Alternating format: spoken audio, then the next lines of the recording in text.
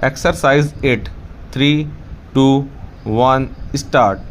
Honorable members, keeping in mind the global requirements and challenges of the 21st century, the government has announced the National Education Policy.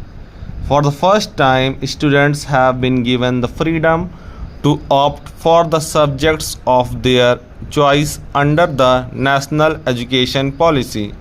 Students have also been provided the option of changing their subjects or streams in the middle of a course. Under the Pradhan Mantri E-Vidya, my government has developed the Diksha online portal as one nation, one digital platform for school education.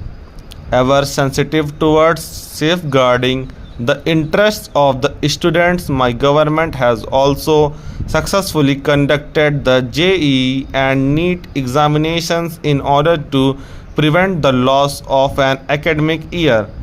My government believes that the journey of the most deprived sections towards social and economic development begins with access to quality education. More than 3 crore 20 lakh such students are benefiting from various scholarship schemes of the government. These include students belonging to the scheduled castes, backward classes, forest dwellers, and tribal community and minority communities.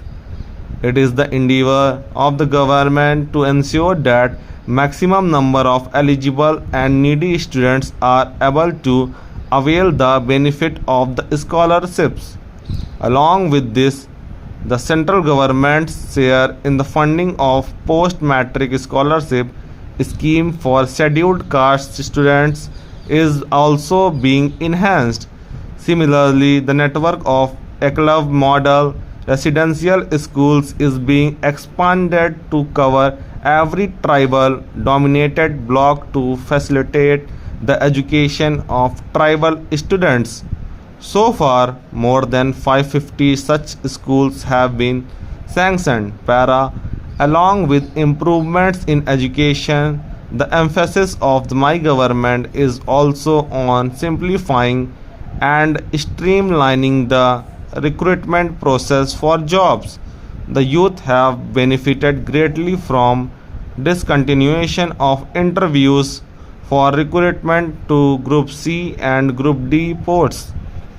By setting up the National Recruitment Agency, the government has freed the youth from the inconvenience of appearing for multiple examinations.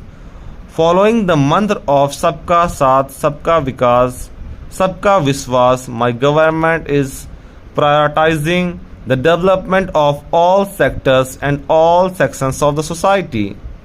To alleviate the hardships faced by Divyangjans, thousands of buildings, public transport buses and railways have been made accessible. About 700 websites have also been made accessible for Divyangjans. Similarly, to provide better facilities and equal opportunities to transgenders, the Transgender Persons (Protection of Rights) Act has been implemented.